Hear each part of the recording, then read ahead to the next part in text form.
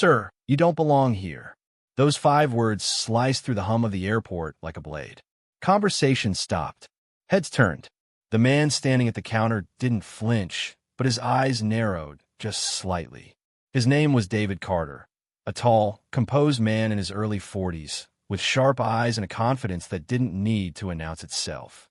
Dressed in a dark tailored suit, polished shoes, and a subtle silver watch, he looked every bit like the leader he was, the CEO of one of the fastest-growing tech companies in the United States. He had just wrapped up a keynote address at a major innovation summit in New York, where he'd received a standing ovation for his speech about leadership, diversity, and vision. Now, he was simply trying to get home to Atlanta to see his family after a long week. But the woman at the gate clearly didn't see any of that. The moment he handed her his first-class boarding pass, she frowned as if something didn't add up. "I think you're in the wrong line, sir. This is for first-class passengers only," she said, tilting her head in disbelief. David's tone was calm, even gentle. "Yes, I know. That's my seat, too, eh?" Her expression hardened. She scanned the pass again, then looked him up and down. There was no apology in her voice when she said, "I'm sorry, sir, but I'll have to double-check this. Please step aside." He didn't move immediately. Behind him, the line began to shuffle impatiently. A man in a sports coat whispered to his companion, just loud enough for David to hear. Typical. Always trying to sneak in where they don't belong. A woman chuckled softly. The gate agent didn't say anything to them. Her eyes were fixed on David, like he was the problem. David exhaled slowly through his nose. He had been here before. Not this airport, not this gate, but this feeling. The disbelief. The subtle humiliation. The unspoken assumption that success couldn't possibly look like him. But he wasn't just another passenger. He wasn't a man trying to sneak his way into a seat he hadn't earned. He was the founder and CEO of Carter Dynamics, a tech company valued at over $3 billion. The software his company developed powered several of the world's largest airlines, including the very one whose logo was now shining on the counter in front of him. The irony wasn't lost on him. The gate agent clicked her tongue impatiently. "Sir, please step aside so I can assist other customers." David nodded slightly and stepped to the side, but his posture remained straight. He watched her scan ticket after ticket, welcoming other first-class passengers with smiles and polite greetings. No hesitation, no suspicion, just courtesy, something she had withheld from him. Then came the next sting. A man wearing a golf polo and khakis approached the counter and handed over his boarding pass. "Seat 2A," he said with a grin. The agent smiled warmly. "Welcome aboard, Mr. Thompson." David blinked. That was his seat. The seat his assistant had confirmed and paid for days ago. "Excuse me," he said, stepping forward. "That's my seat. My confirmation clearly says 2A." The gate agent froze for a moment, then gave a tight smile. "Sir, please don't make a scene. I assure you, Mr. Thompson's reservation is correct." "No," David replied evenly, holding up his phone. "I have my receipt, booking code, and confirmation right here. Your system made an error." Her smile disappeared. "Sir, I'm going to have to ask you to wait while I verify this. Please don't make this a race issue." The air in the terminal grew heavy. People turned their heads again. Cameras came out. A few passengers discreetly started recording on their phones. The man in the polo shifted awkwardly, but didn't protest. David's jaw clenched. He'd spent his life staying composed in moments like this. As a black executive, he had learned that calm was more powerful than anger, that silence often spoke louder than shouting. "I'm not making it a race issue," he said quietly. "But you just gave my seat to someone else without even checking." The gate agent's radio crackled. "Security to gate C12, a voice said. Within a minute, 2 uniformed airport officers appeared. "Is there a problem here?" One of them asked, his hand resting near his belt. The gate agent pointed to David. "This gentleman is refusing to comply with boarding instructions." David turned to the officers. "I'm not refusing anything. I'm trying to board the flight I paid for." The older officer glanced at the agent, then at the crowd. "Sir, maybe you can step aside until we sort this out." David didn't resist. He stepped aside once more, calm as ever. But as he did, the whispers around him grew louder. Probably a fake ticket, someone muttered. He should have known better, another voice said. In that moment, David could have argued. He could have raised his voice, demanded justice on the spot. But instead, he did something far more powerful. He looked directly at the gate agent and said, "You'll regret this decision." She smirked. "Is that a threat, sir?"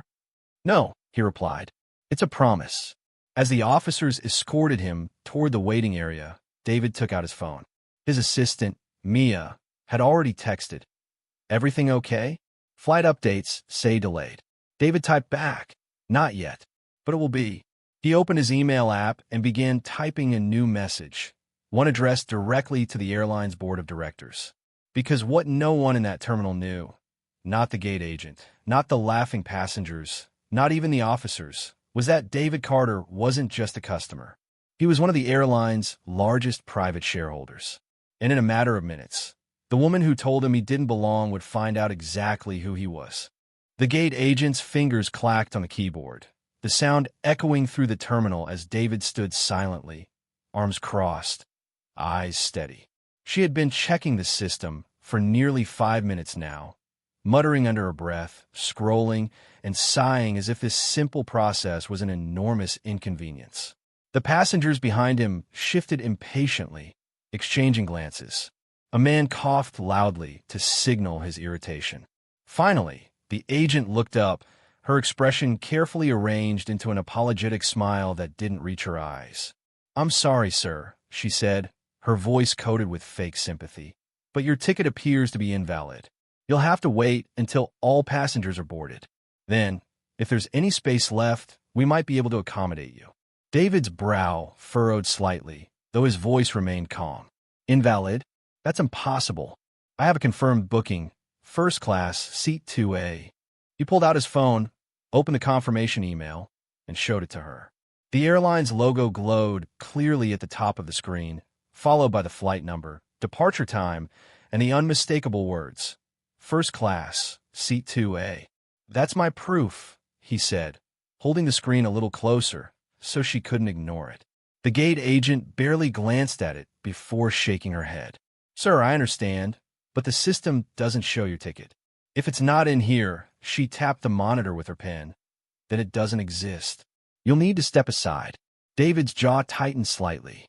"Ma'am, your system might be wrong. I've already checked in, I've passed security, and I have my boarding pass. There must be a mistake somewhere." "Sir, please," she said, cutting him off and gesturing toward the waiting area. "You're holding up the line." Her tone had changed, no longer polite, but commanding, the kind used with unruly customers. The people in line behind him began whispering. He could feel their eyes pressing against him like judgment.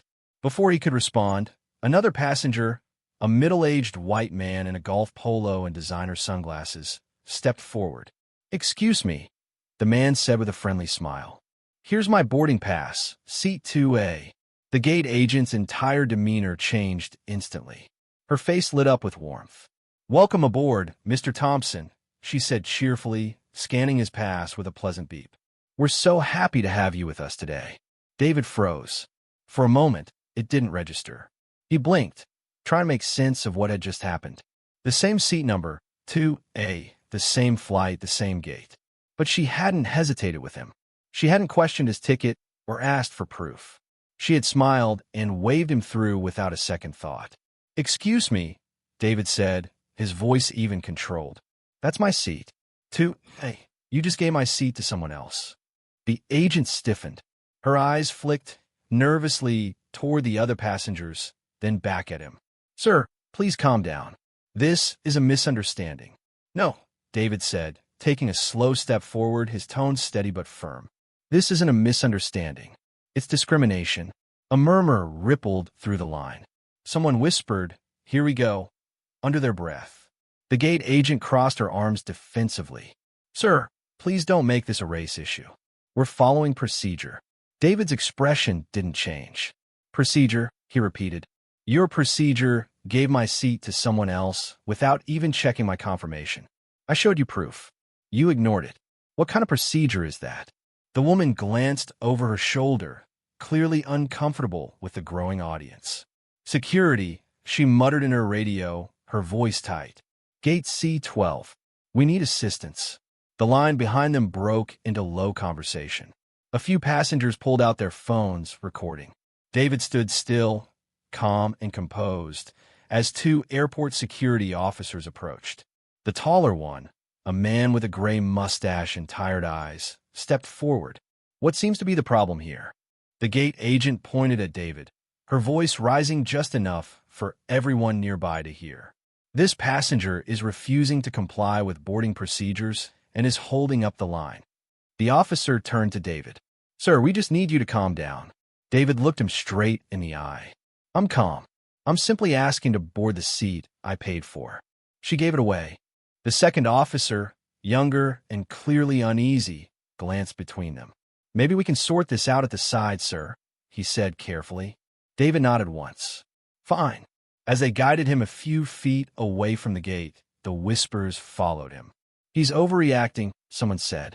Probably didn't even have a real ticket, another muttered. Always playing the victim card. David heard every word, but he didn't react. He had built his entire career by staying composed when the world expected him to lose control. He had dealt with boardrooms full of doubt, investors who questioned his competence, and competitors who tried to dismiss his achievements. But this public humiliation cut deeper because it was so casual, so automatic. The officers stopped beside a row of seats. One of them said, Sir, if you just wait here, we'll try to figure this out. David nodded again. Take your time, he said, his tone cold, deliberate. But I promise you, this will not end the way you think it will. One of the officers frowned. Is that a threat? No, David said, his voice calm as ever. It's a statement of fact. He sat down, pulled out his phone, and took a deep breath. The security officers walked back to the gate, talking quietly with the agent. Passengers continued to board, glancing at him as they passed, some shaking their heads, others pretending not to look. To them, he was just another man who made a fuss. To the agent, he was an inconvenience she'd soon forget. But what no one there understood was that David Carter wasn't just another passenger. He wasn't just a man with a first-class ticket. He was one of the largest private shareholders in the airline's parent company, a silent force who had invested millions into the very system that now refused to acknowledge him. And while they thought they were escorting away a nuisance, they were, in reality, walking away from a man who could shake the foundations of their entire organization with a single phone call. What had started as a routine flight was about to become a story that would shake the airline industry, a lesson in humility that would travel farther than any plane ever could. Inside the VIP lounge, David sat perfectly still, his reflection staring back at him from the dark glass window overlooking the runway. Outside, planes moved gracefully against the gray afternoon sky, but his mind wasn't on the view. He was still replaying the scene in his head. The condescending tone of the gate agent, the smirk when she told him to step aside, the murmurs from the crowd. It wasn't the first time he had faced bias, but this time was different. This time, it wasn't just personal. It was systemic, institutional, and it was about to face a reckoning. His phone buzzed on the table, snapping him from his thoughts. The name on the screen read, Mia, assistant. He picked up. Sir, she said in a slightly panicked tone, I just saw what happened. Someone at the gate recorded it. It's already online. Over 500,000 views in less than an hour. David closed his eyes and exhaled slowly. Of course it is, he murmured. He could already imagine the comments, the opinions, the outrage.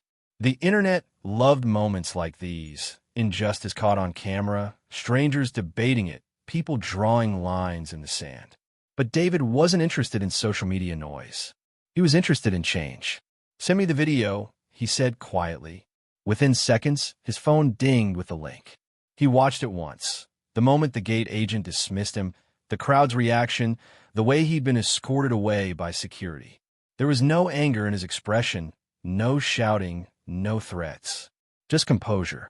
The video had captured exactly who he was, a man wronged, but never broken. David reached into his briefcase and pulled out his sleek silver laptop. As it powered on, his assistant's voice came through the phone again. Sir, what are you going to do? Well, I should have done 10 minutes ago, he said. He logged into the airline's internal portal, not the public customer site, but the secure corporate system that only top-level executives and major shareholders could access. He entered his credentials, and a dashboard opened, displaying live metrics, internal memos, and executive contact lists. His cursor hovered over one name, Richard Monroe, the airline CEO. David had met him before in multiple board meetings. They weren't close friends, but they knew each other well enough for Monroe to understand exactly how serious this message would be. He began typing, his fingers deliberate, his tone professional but sharp. Richard, you have a serious problem at Gate C12. Your employees just denied boarding to a fully paid first-class passenger based purely on assumption and bias. That passenger happens to be one of your shareholders. I was humiliated publicly, profiled, and treated as if I didn't belong in a space I paid for and helped fund. This is not just bad optics, it's bad business. If this is how your airline treats its customers, especially those who invest in its growth, you might want to prepare for an emergency board session. I'll be expecting your response before my next flight, assuming I ever choose to fly your airline again. He hit send. For a moment, silence filled the room. He closed the laptop, leaned back in his seat, and stared out at the tarmac. A part of him hoped that would be enough, that the message would reach the right people, that someone in power would realize the gravity of what had just happened. But another part of him, the part that had built a billion-dollar company from scratch, knew better. Corporate change didn't come from polite requests. It came from leverage. He took out his phone again, scrolling through his contacts until he found another familiar name, Elaine Matthews, a member of the airline's board and a personal friend from his early days in venture capital. He dialed her number. David, she answered after 2 rings, her voice warm but cautious. I heard something's going on at one of our terminals. What happened? Your staff happened, David replied, his voice steady. One of your gate agents just denied me my seat, a seat I paid for, because she assumed I didn't belong in first class. There was silence for a moment on the line. Then Elaine said quietly, Tell me you're exaggerating. I wish I was, he said. But it's on video, and it's spreading fast. Elaine sighed deeply. All right, I'll make some calls. Where are you now? In your VIP lounge, trying to decide whether to file a lawsuit or just call a meeting. Elaine hesitated. You know, I can't speak for the entire board, but I can tell you this. Richard's going to be on the phone with you very soon. David didn't respond. He didn't need to. He knew she was right. When someone with his level of investment, someone whose company's software powered the airline's scheduling systems, sent a message like that, phones started ringing in corporate offices very quickly. Exactly 14 minutes later, the airport intercom came alive. Attention passengers, the voice said, echoing across the terminal. Flight 714 to Atlanta is temporarily delayed due to operational issues. Please remain in the gate area for further updates. David's lips curved slightly. He knew exactly what those operational issues were. They weren't maintenance delays or weather concerns. They were meetings, frantic calls between managers and executives trying to figure out how to undo a disaster that was rapidly spinning out of control. From the corner of his eye, he saw 2 airline supervisors rushing toward the gate area, phones pressed to their ears, faces tight with panic. He didn't need to go over there. Not yet. His message had landed, and the wheels were already in motion. He sat back, took a sip of water from the lounge bar, and watched as the chaos unfolded below. For years, David had built his reputation on discipline, never reacting emotionally, always thinking strategically. This wasn't revenge. It was accountability. The airline would learn that treating customers with respect wasn't just a moral duty, it was good business. And if they didn't learn, he was prepared to teach them the hard way. By the time the announcement repeated 15 minutes later, David already knew the truth. The flight was grounded, and the gate staff were being questioned. Operational issues, they called it. He called it justice, swift, silent, and entirely deserved. David had just finished sending a follow-up email to the airline's board secretary when his phone lit up again.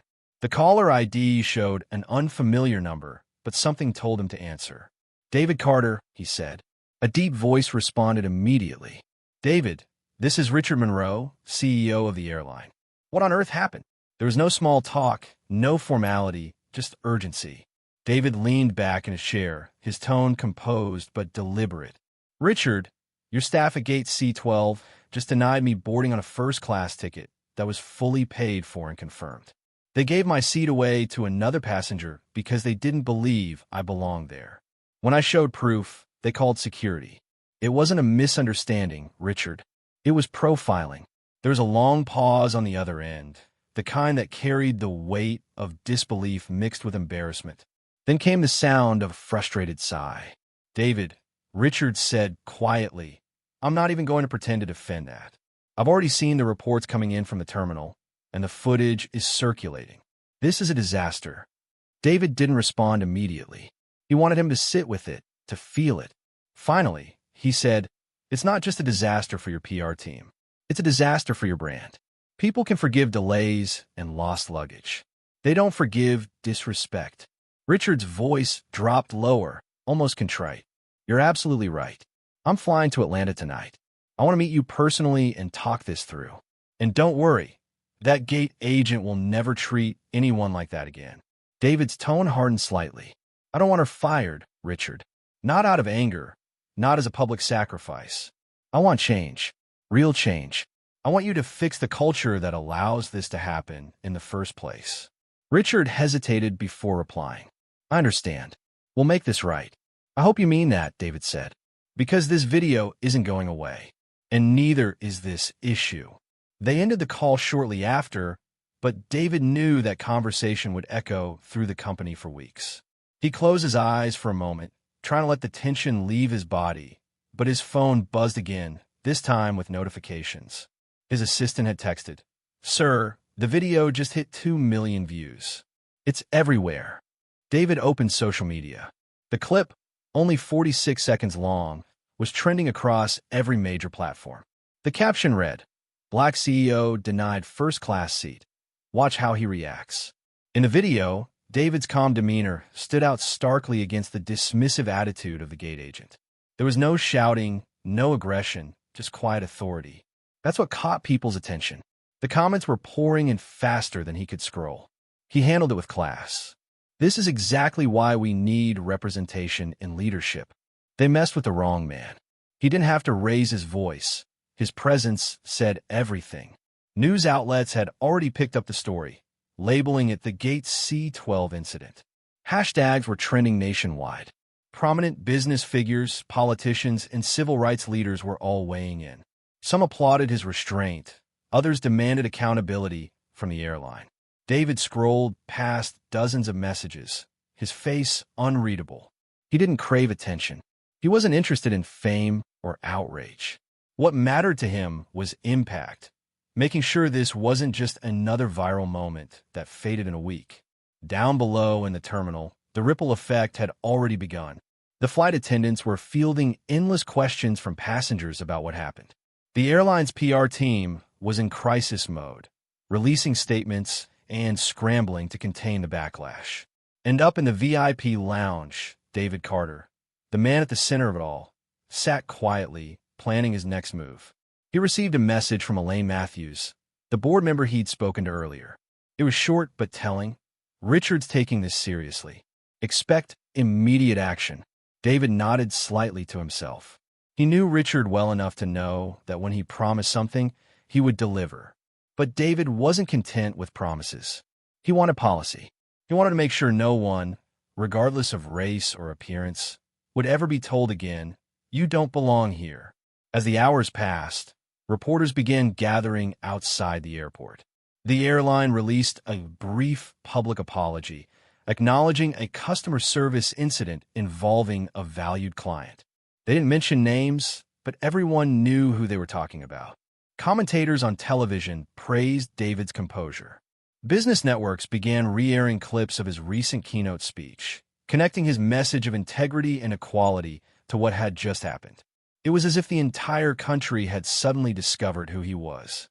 By the time his assistant called again, the number of views had surpassed 5 million. "Sir, you're trending in 27 countries," she said, almost disbelieving. "Every major outlet wants a statement." "No statement," David replied. "Not yet. Let them talk. I'll respond when it matters." He stood and walked to the window, watching as his plane, sat motionless on the tarmac. The irony was sharp. The very company whose technology his firm had helped build, whose systems he had improved, had just tried to diminish him in front of a crowd. Yet now, because of that same arrogance, the entire airline was at a standstill. Later that evening, when the airline finally reopened boarding for Flight 714, a supervisor personally escorted David onto the plane. The murmurs began immediately. Passengers recognizing him from a video, phones subtly raised to capture a glimpse. But David didn't acknowledge them. He simply walked down the aisle, calm and dignified, until he reached seat 2A, the seat that had always been his. As he sat down and buckled his belt, he glanced out the window. Somewhere out there, thousands of people were watching his story unfold in real time. But what they didn't know was that this wasn't just about a seat. It was about respect, representation, and the quiet power of holding people accountable without ever raising your voice. The world was watching now, and David intended to make sure that the lesson would last far longer than the headlines. A week later, the story that had captured the nation's attention reached its defining moment. The airline, after a whirlwind of public scrutiny and internal meetings, made a major announcement broadcast across every major news network.